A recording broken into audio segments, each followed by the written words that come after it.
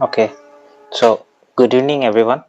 So I Jafar Sadiq Android lead for DSC Assam Engineering College. Welcome you on today's session 2 on Android study gems. So let us start. Then first of all, we'll see comments in Kotlin.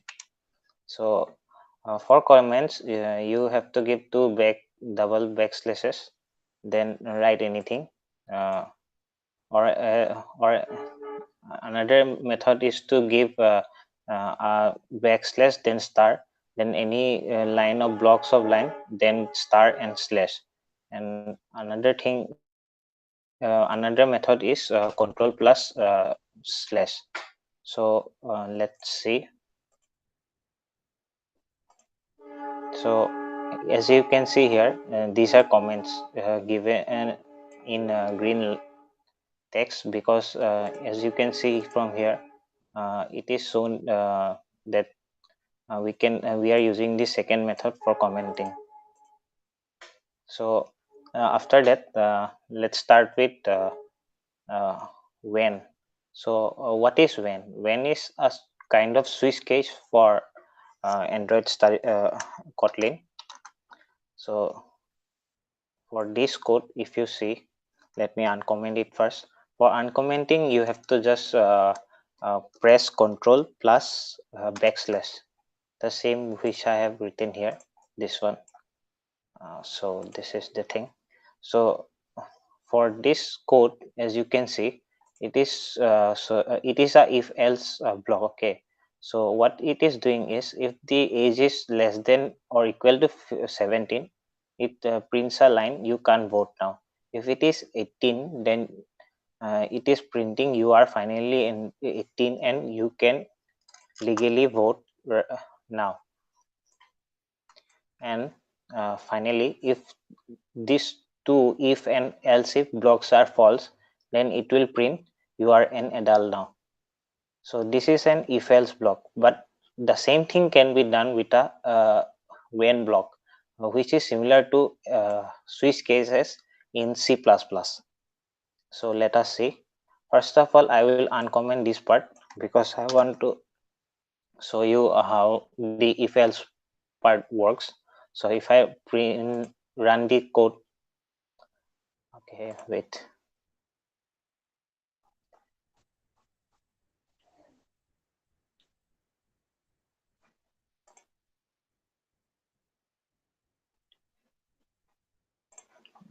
I think there is some mistakes because I have written very very much lines below.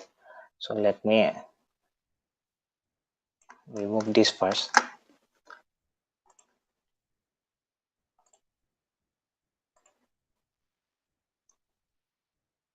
Okay, understood what happened. Okay, so what I missed here is I haven't written a main block. So if I don't write a main block, the code would throw some error. So I'm writing a main block now. I'm inserting the main block inside. I'm inserting the if else part inside the main block. Now if I try to run the code, it will run, because my age is 5 and it is showing you can't vote now. The same thing can be done using when block. So how let's see the syntax. So we write val age equal to 5. We can also read this from manually from the user. I will show you, but this won't work here because it doesn't support the function which is to be written for writing reading lines, but it is showing, look, read line, then we have to write question mark, then dot. And as we will be taking integers, so we have to manually typecast it to it will run fine, but it won't work here because in Kotlin playground it doesn't support this function read line. So I am manually writing it to be a6, Then when the age is 6, so in the previous session I have shown you this is a range. So what a range does is, so when the age is between 1 to 17, it will print you can't vote now, and when it is 18, then it will print you are finally 18 and can legally vote now. And else, if these two are false, then it will print you can legally vote right now. So this is, let's run the code. So as the age is 6, it is showing you can't vote now. And if I give the age to 18, then it will show, it will print this line, you are finally 18 and legally vote now. So this is it. Let's remove this.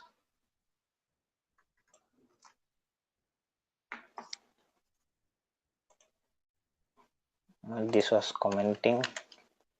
So I have shown if else part and the when part. So let's move on to functions now. So as you know, there was a lot of hype for Cyberpunk 2077. So the hype still is, but imagine yourself in the year 2077. So, and imagine humans have become super lazy then. So to do basic stuffs like shopping also. So what do you do? So in 2077, imagine you have a robot and you need to buy groceries every day from a shop. So let's say your robot name is Jarvis. Okay, so you have to tell him to go forward, left, right, like that to get groceries from a shop every morning. So what do? You tell him like this: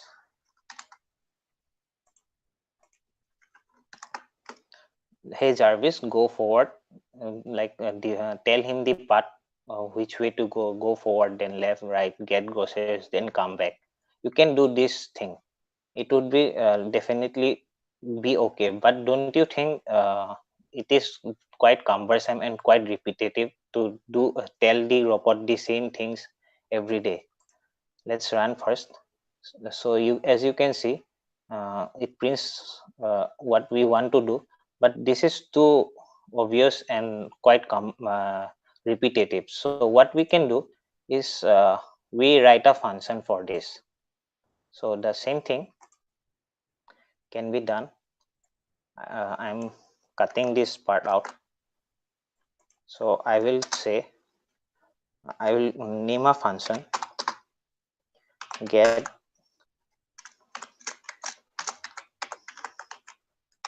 groceries, and this function will return unit. So a unit is a kind of void for Kotlin.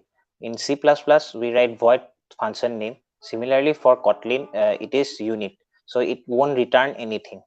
Also, define types of functions to like with returning integer type or in string type.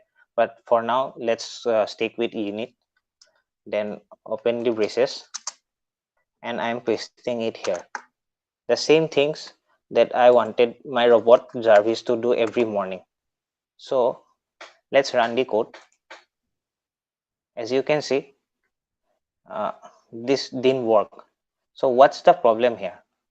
So let's move back to our slides. So why is my function not returning? So this is a meme actually. So I was never called.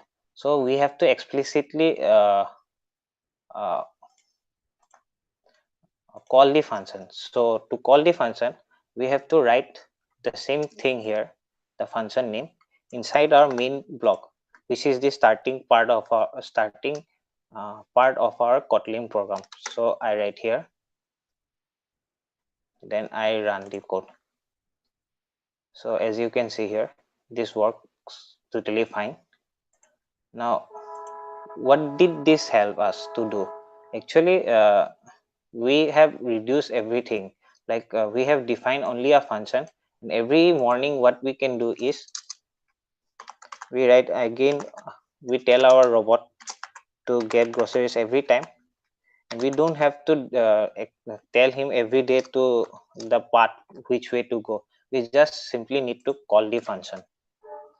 So it will be 2 times now, first time here, then the second time here.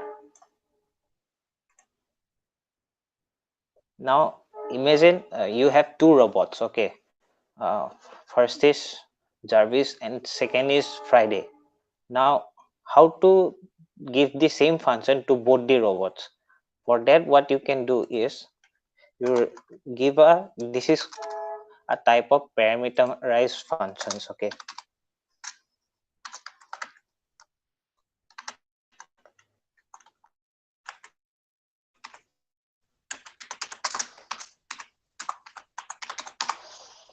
so I am writing here, I'm writing the argument name as name, then I give a colon, then what is the type of this name? It would be a string, so I write string.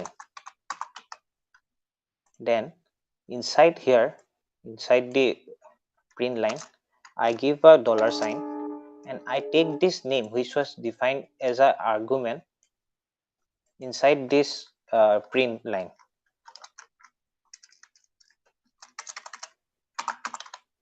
Now this works, this will work fine, but here inside here I have to explicitly write Jarvis to tell Jarvis to get groceries, and also write Friday to tell Friday to get groceries. Now if I run the program, as you can see here, it says Jarvis. First I wrote Jarvis here, pass Jarvis in the first function, so it says hey Jarvis, and for the second function it says hey Friday, because in the second function I explicitly passed Friday as a string. So this is an example of parameterized function. Now let's say uh, what if I want to get bread, and I have to tell the robot to get me bread every day. So what I can do is instead of writing get groceries, I will write it another parameter, pass another parameter like grocery, and it would also be a string because bread is a string. Then I will pass get dollar sign grocery. So what I have to do now is I have to, when calling the function, I have to say hey Jarvis to tell the robot that I am calling Jarvis. Then I have to tell the robot explicitly to get uh, bread. And let's say I want to say Friday to get milk. Then I will write here milk.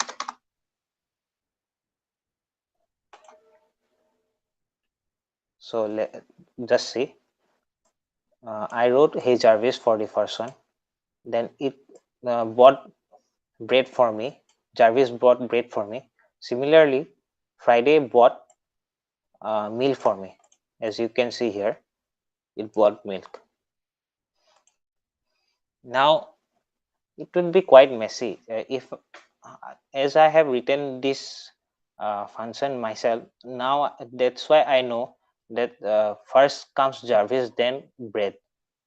But imagine you have to sell the robot, and the buyer doesn't know which one comes first, whether Jarvis would come first or the bread.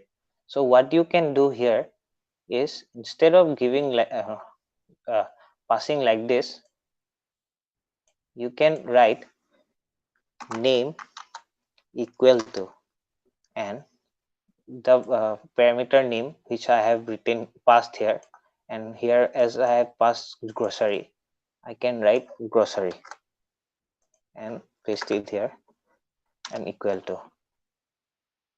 And similarly for Friday, let's say the buyer who bought the robot Friday uh, doesn't know uh,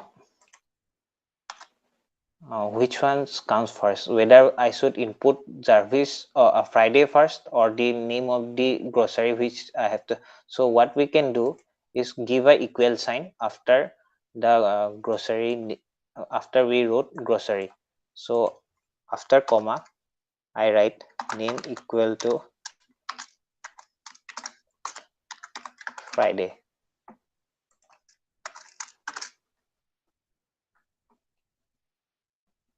So if I run the program would be totally fine. Hey Jarvis, and here hey Friday. Then here you can see it bought bread for me, and for Friday it bought meal for me.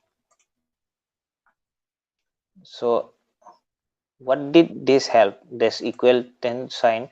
This is example of name argument. In Kotlin it is called name argument. So if I didn't write this part, the equal to and the name part, and if I had passed it like directly like this, let's remove the Jarvis part. I know that the name comes first, so I should call the robot first, then the grocery. But the buyer who bought the robot, say Friday, doesn't know that. So let's run this. Then you can see that when I call like this, then hey meal comes because uh, I passed meal first, then Friday. So to avoid this, what we do is use equal to and grocery. Then what it will help us do is the order doesn't matter. So Jarvis can come at the last, beginning, middle, but you have to write the argument which was passed while making the function. So this was it for this is an example of named argument function. So another example is default argument. So for default argument, let's say uh, Jarvis. Jarvis brings, you want to bring milk every day.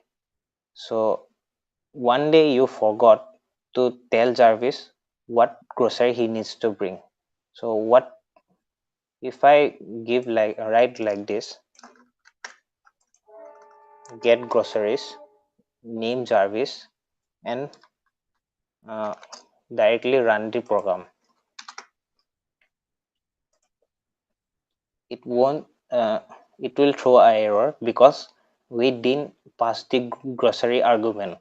So what we have to do is now after string I write equal to let's say uh, milk.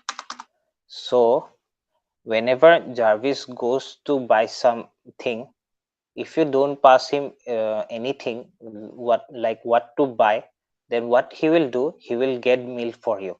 Let's run the program now.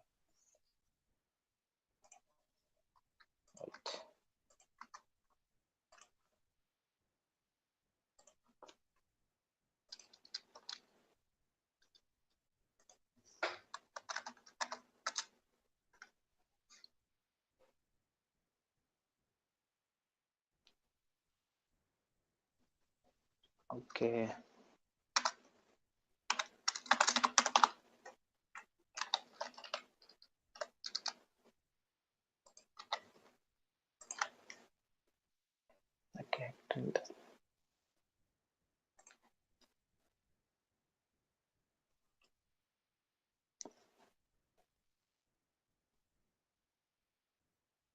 Okay, let's try for another function. I think this is not working. I don't know. Let's not waste time. I will show you by making another function.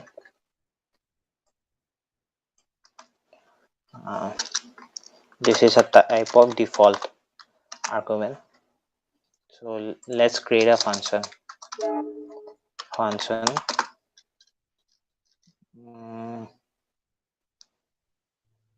Let's say it's add. We just want to add two numbers. Okay. So let's say A's type would be integer. That's why I wrote :int. Then let's say B, whose type would also be integer. So I wrote int, and this would return. For returning something, I have to write after the brackets. I have to write a colon, then int. So this int is for A, this int is for B, and this int is for the function itself. So the return type of A add function would be int. Let's open the braces.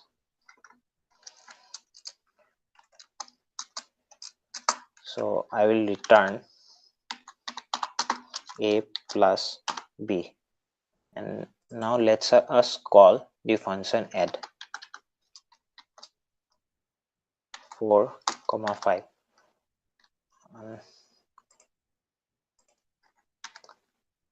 Let us return this. Okay, A plus B, but this won't show anything. If I run now, this won't do anything because I have just returned the value of A plus B. To print the value, I have to use another variable. I'm defining a variable var. Then I am writing the variable name as result and equal to. Then I'm storing the return value of A plus B into a variable result. Now if I write print ln result, now it will show the answer as 9. Let's say, as you can see, 9. But imagine yourself, you forgot to pass anything here, 4 and 5. So what to do now? So for that, what you have to do is equal to, let's say, 1, and here also 1. Now if I don't pass anything, okay, I just call the function, I haven't passed any argument inside, then what this would do is it will by default take the value of A as 1, and by default the value of B as 1. So if I run the program now, it should return 2 as a result. As you can see here, it is 2. And if I pass only one argument, then also it would work fine, I think. As you can see, I passed only the value of A, which is this value was overridden with the value of 3. So 3 plus 1, the value of 1 of B, we didn't pass as an argument. So 3 plus 1 return 4. So this is a example of default argument. Now the last thing I would show you to for the basics of Kotlin is classes. So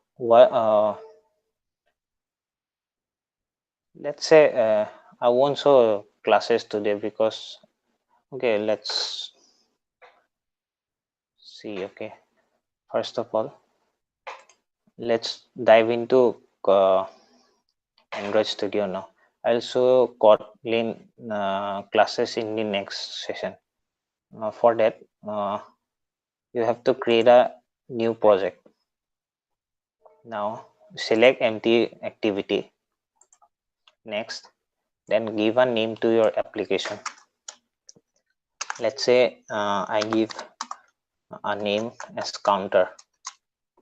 Now this is the safe location where this app would be stored, this program would be stored.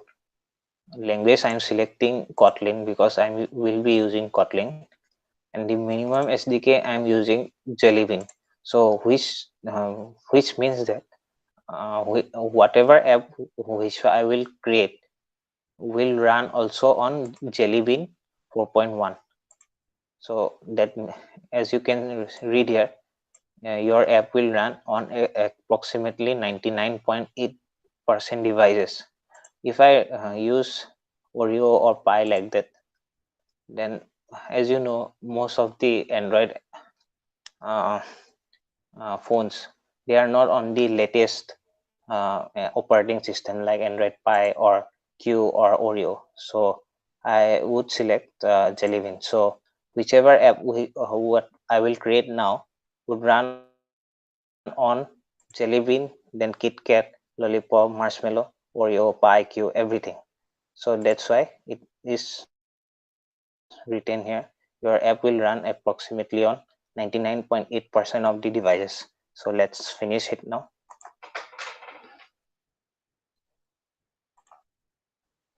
This would take time because Android Studio is a very heavy program application. So as you can see, it's creating the new program for us, scanning files to index.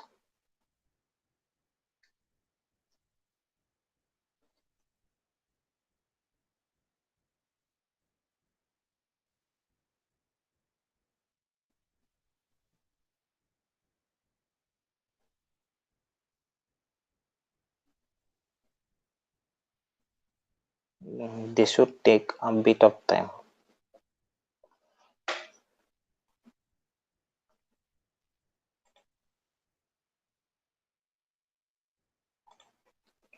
So in the meantime, I will show you the classes in Kotlin.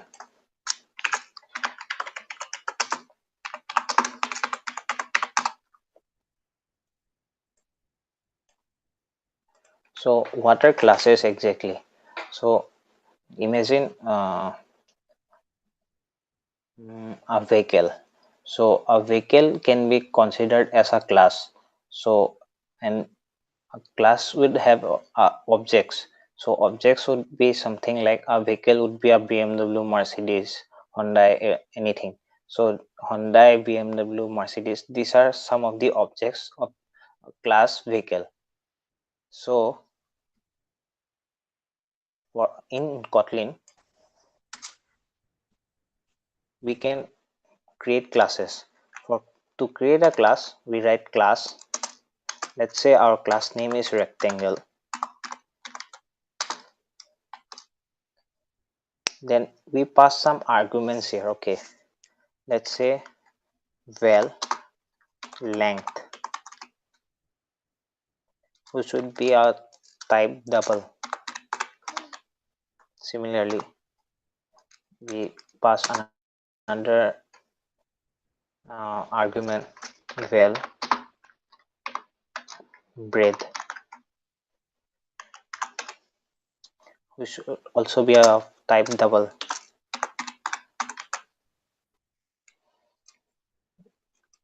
Then we open the braces part. Then in classes in Kotlin, we have something called init. So what is init is, whenever I call this class rectangle, this init block will always be executed. Let's say I write something print ln init blocked call, and again let's say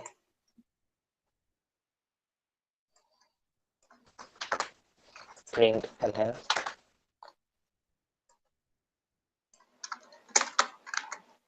rectangle created with length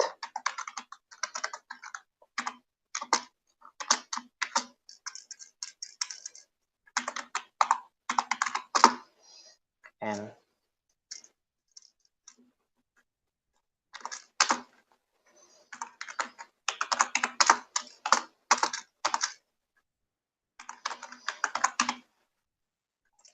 so I have created a class rectangle uh, uh, and I have passed two arguments, length and breadth. So an init block is always executed whenever this class is made. So for to create an object of rectangle in main function, what we do is we write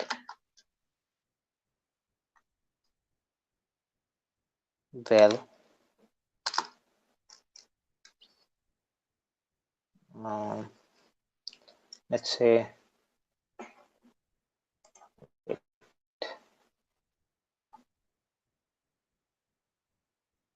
okay val rectangle 1 equal to rectangle and we pass length as 20 and breadth as 30. Let's see, let's run the program. Okay, it's a type of double, so I have to write 0.0 0.0 30.0. Now it should work fine. So as you can see, whenever I created an object of rectangle class, this init block was automatically called. So print init block called. This is the first line. The second line is rectangle created with length uh, equal to 20 and breadth equal to 30.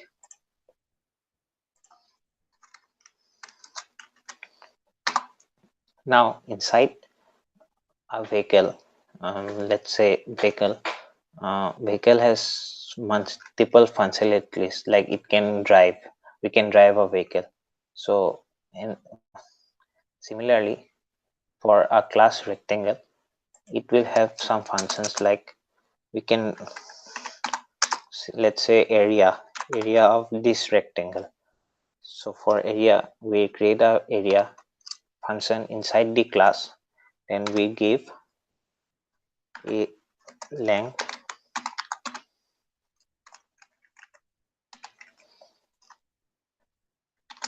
into breadth. So inside the main block, what we do is we define another variable area of rectangle 1, then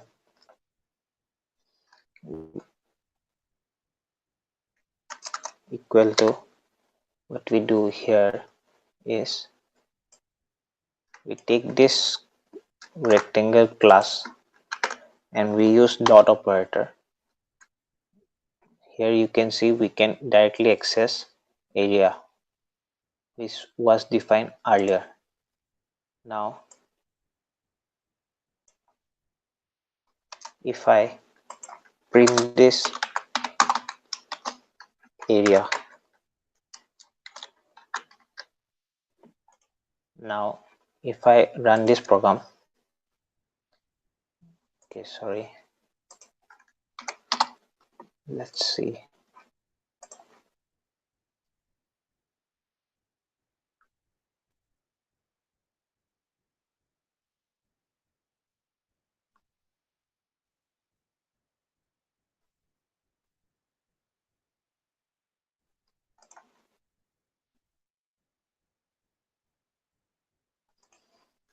Okay, there is some error here.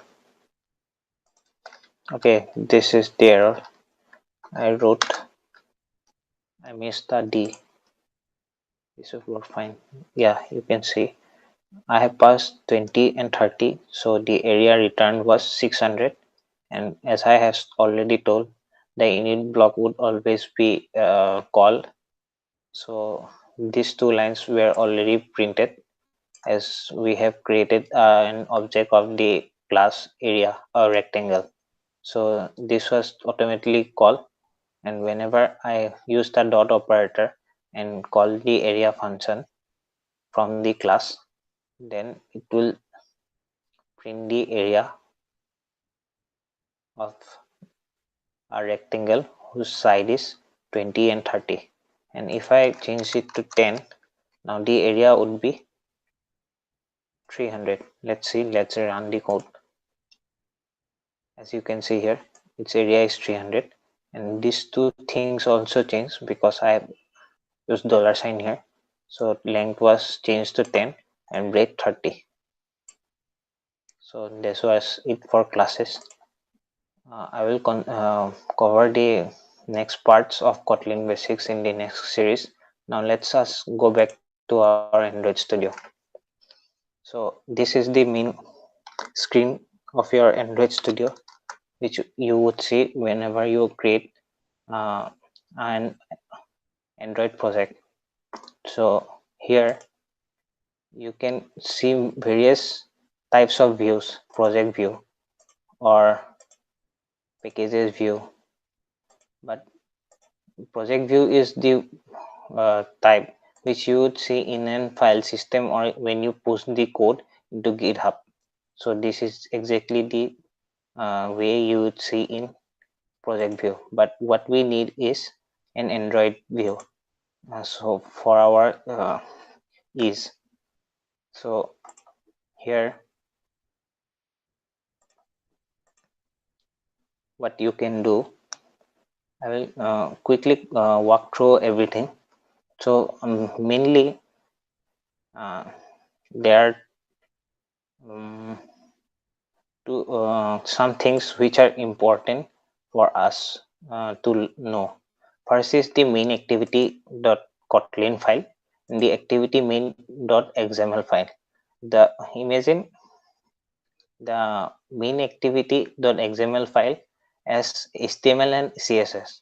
Like HTML and CSS, you do all the styling part in here, and the main activity dot Kotlin file is the file where you give all the functionalities for your web app, which is similar to JavaScript. So this is the part where you give every functions functionalities to your Android app.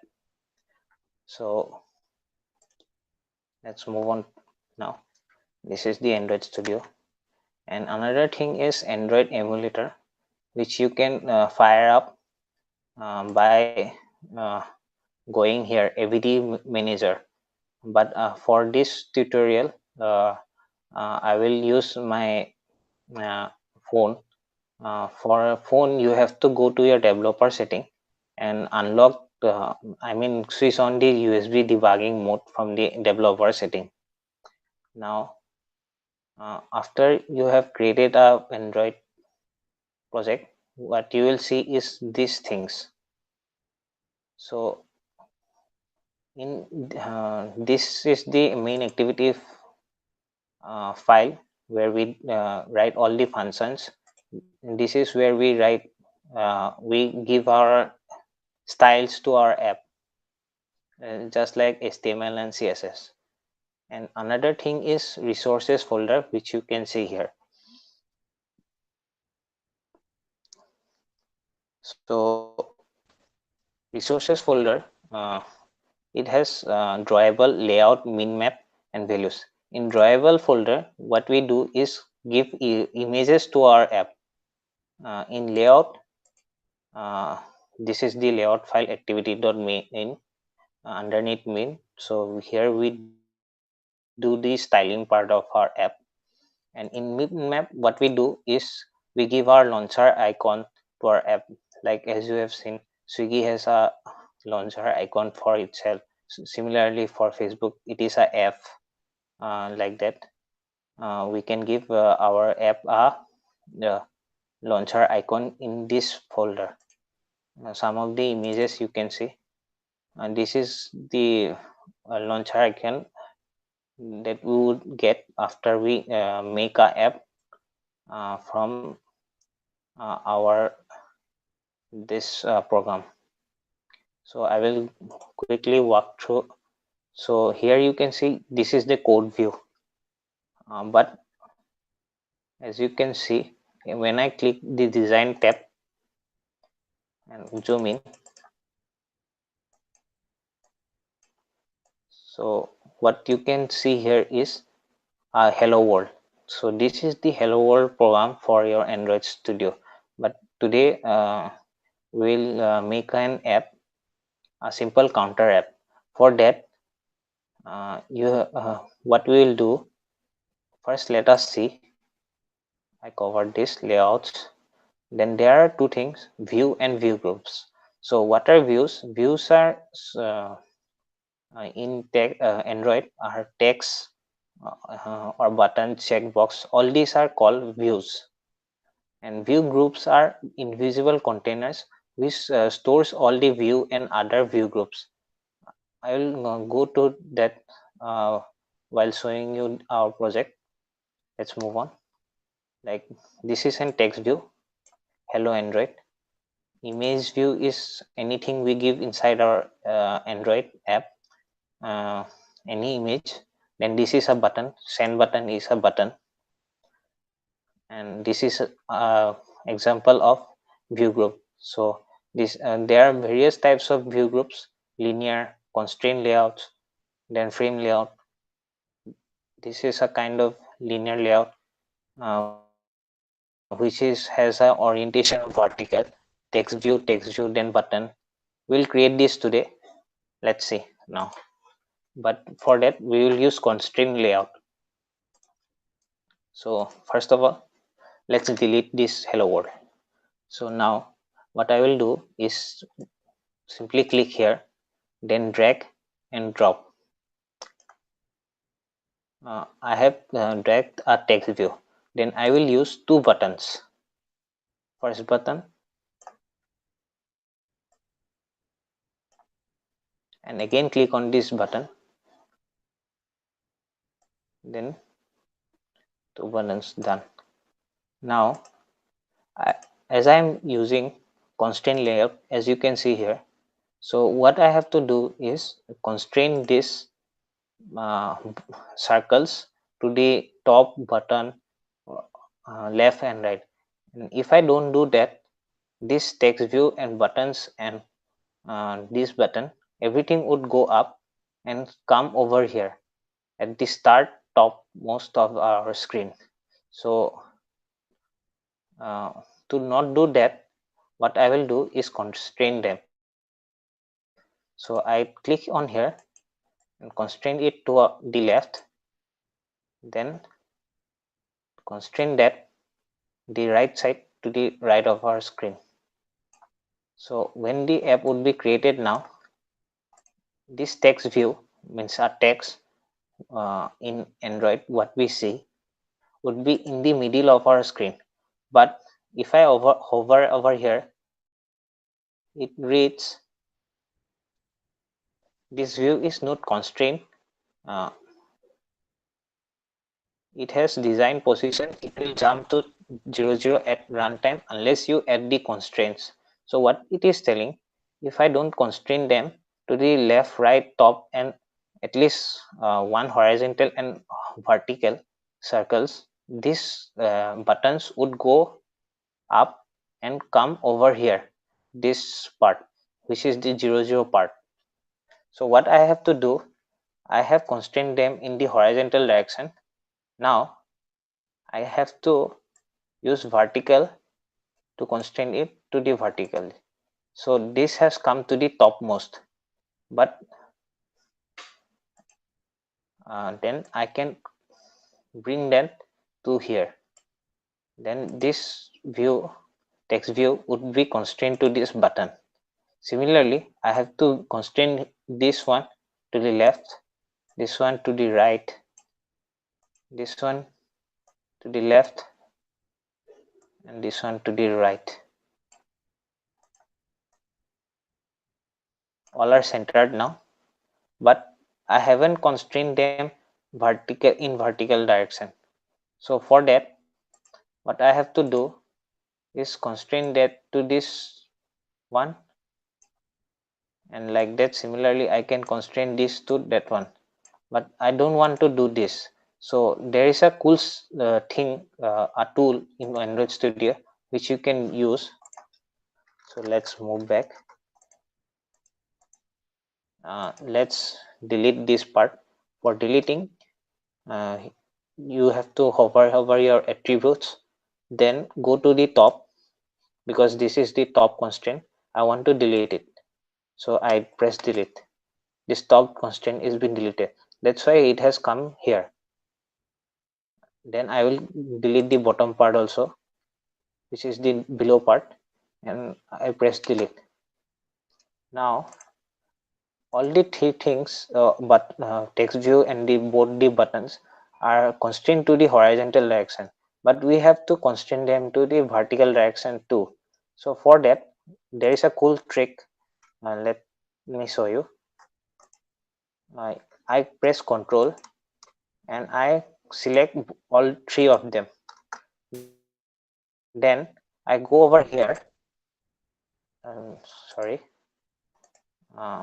I press Control and select all three of them. Then I right click. Then I click on Chains. Then I create vertical chain, because I want to. Let's see what this does. Let's create vertical chain. So as you can see, these are all equally spaced up, and all these things are vertically chained. This is been chained to this button is been chained to text view, and this text view is chained to its parent, which is the constraint layout, because constraint layout is the root of this app. Now for changing the color of our button, so select on the button, go below, then here you can see it is purple background thing. You have to select here, then I will choose green, and as you can see, this has been turned into green. Similarly, I choose this button, I go down, select on this purple, and I choose red. Now as you can see, the colors has been changed. Now to change the text of this button, what I can do is go here. It is written here text. I click on here, delete it, then I write add. Similarly, for this button, I go here, I go on the text part and write subtract. This is done.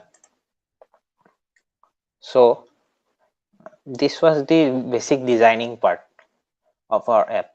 Now if I run the app now, what you will see is a text view, then add and subtract button. But I want to create a counter, like when I add 1, then the counter will update. Similarly, when I subtract, wait, let me correct its spelling. Okay, now when I press subtract, it will subtract 1. So for that, I was in the design tab, I will go back to code tab. So whatever we did in the design part is also reflected in the code part. So as you have seen, there was a text view, then button. In the code part also, here you can see a text view, then a button, then a button. This was automatically done. If we do here, everything what we do manually by drag dropping and everything would be reflected in the code part. So first of all, what I will do is every view, I have covered view here. views are text view, image, buttons, everything are views. Every views have a ID. So I will change the ID first. So this for changing I backslash, uh, then I give a ID like this. But the problem here is, what if I use this text view somewhere else? So what I have to do is, instead of doing here like this backslash and deleting and changing over all over the code, what I can do is right click here and go to refactor and rename. So here what I will do, I will give you a new ID like display and click on refactor. So everywhere where this ID was used in our Android app, it will be changed automatically by Android Studio everywhere. Let's click refactor. So it has been done. Similarly, I go over here, then press refactor rename. Then I write here the button name as button add. Similarly, I go over here, refactor rename button subtract. So button sub. So this has been done. So what we have done here now is, as you can see here, the width was wrap content. So what wrap contents means,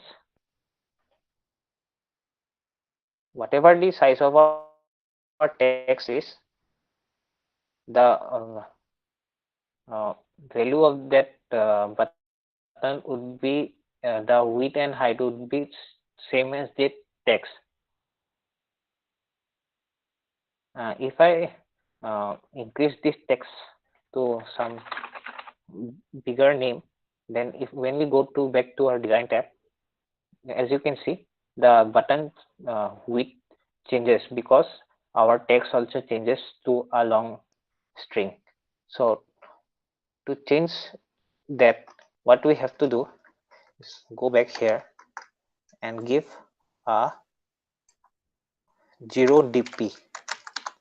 Similarly, for the second button, I give 0dp. So this 0dp works only in constraint layout. As we are using constraint layout, as you have seen here, so what it has done is, the constraint layout is the whole screen. So what the button has been made into is, its width has changed to the whole screen of this uh, phone. Similarly for subtract also, and I want to change this text view also to 0dp, then this text view will also be the whole screen in the horizontal direction. Let's change it first. This is the text view part. So let's go and change it to 0dp. And dp is just a unit like meter, centimeter. In views we use dp, and for font size we use sp in Android Studio. Let's see. As you have seen, the text view also size increased in the horizontal direction, but the text view text is being made into the extreme left most of the screen. So to change that, we go back to our code section, and below I write alignment, text alignment. So Android Studio will automatically show you here. I click here, then I give center,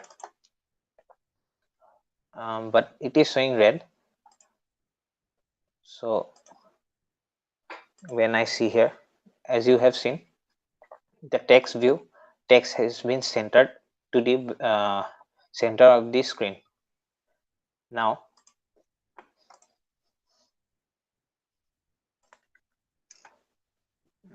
when we hover over our the red part, we can see here a red bulb. when you click on it, it is saying we have to give an center horizontal and a center gravity as center horizontal. So let's do that. But as soon as I do that, what Android Studio would does, let's see our design tab.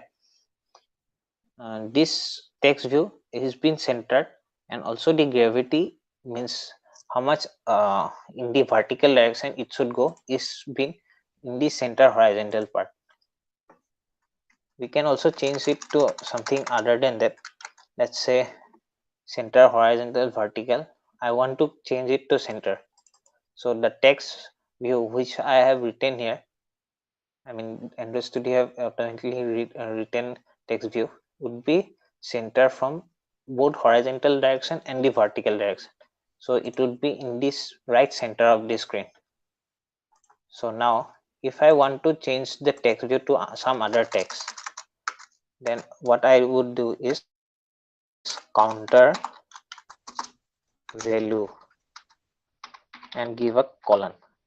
Now if I go back to our design tab, as you can see, the counter value the text view has been changed to counter value. Now let's change the font size. I write font uh,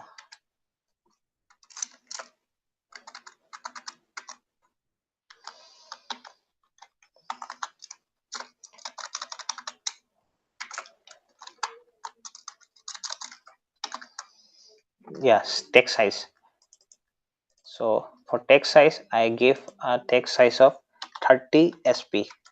Let's say I already told you for sizes, for text size we use sp, for width and everything we use dp, which is similar to meter centimeter like that. In Android Studio we use dp and sp. Let's go back to our design tab. As you can see, the font size has been increased, but this design looks something weird, right? Because the button has touched the extreme left and extreme right. To fix that, what we can do is use a padding. So in the top section, which is the constraint layout part, we can go below and give a padding property.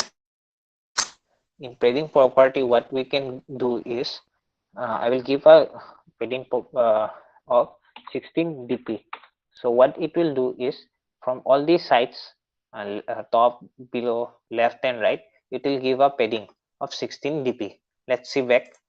As you can see, this looks much better right now because this gap is 16 dp. Similarly here 16 dp, 16 dp, 16 dp from all the sides. This looks a bit nicer now. Now next, uh, what I want to do now is uh, when I press add or subtract, the counter value should increase by 1 or decrease by 1. To do that, what we have to do, as I have already said, for Android Studio, every functions as we give should be in the main activity.kotlin file.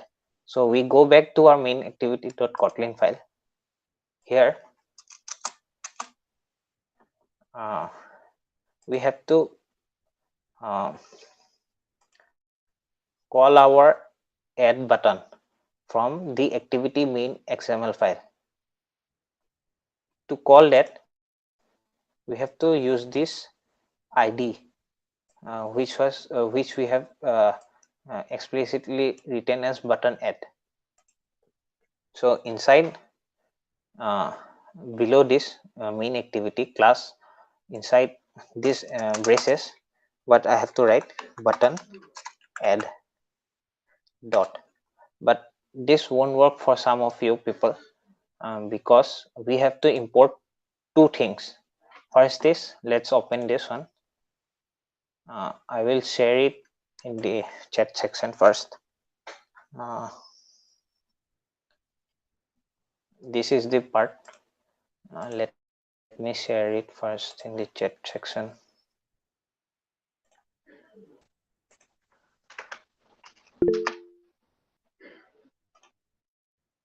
So we have to import this Kotlin X Android synthetic main activity, this part, then start. We have to import this, but this would also don't won't work, as because we have to do another thing.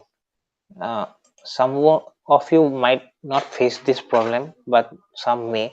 So for that part, we have to apply plugin. We have to copy this part. I will share this again in the chat section. Then go back to our Android file. Then in Gradle scripts, we go to build.gradle, which is the module counter.app. We go here, press here, then after plugins, we paste that line. Then we go and sync it. Sync now. Now back to our Kotlin main activity.kotlin file. Now after writing the button ID, what we have to do is set on click listener.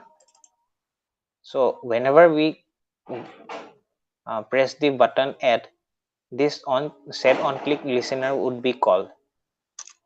Now similarly for the button subtract,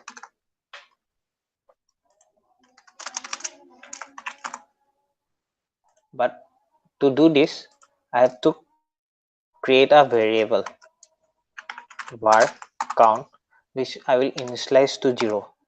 So whenever I press the add button, I uh, increase the value of count to plus plus. That means if it is 0, then I will change it to 1.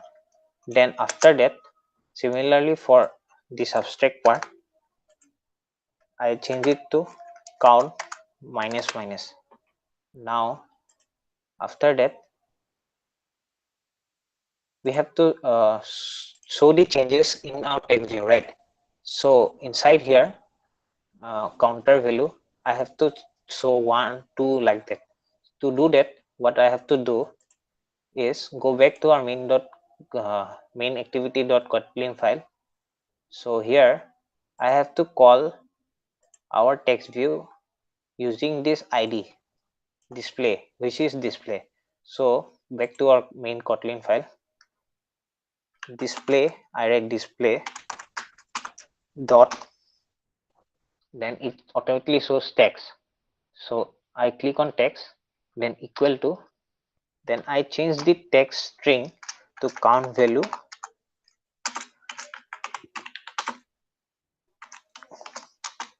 then dollar sign, the value of the new count. Similarly for minus minus, I use the display id, then text, and do the same thing. Now we are almost done. Now finally what I will do is run our app. Let's see how this works.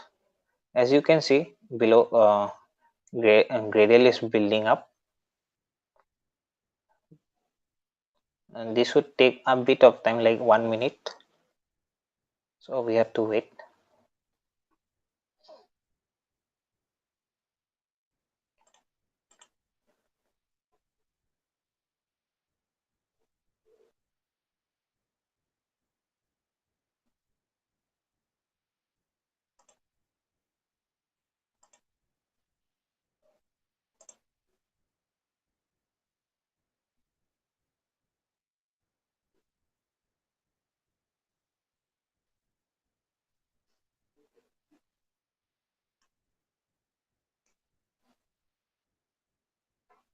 So it is installing right now, as you can see below here.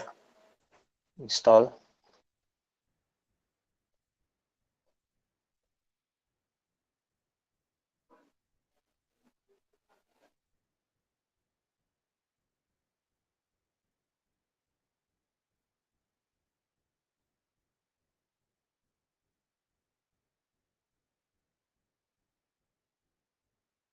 So this has been installed. So finally, before concluding, I will show you how the app was is been shown in our mobile screen. So I will stop presenting here and go back to my mobile screen now. So share screen. Okay, as you can see here, this is the app we made today. Now if I press add, this will change its value to 1, 2, 3 like that, and if I press subtract, this will decrease its value by 1. And that's all for today. We'll catch again for the next week section. Thank you everyone for joining.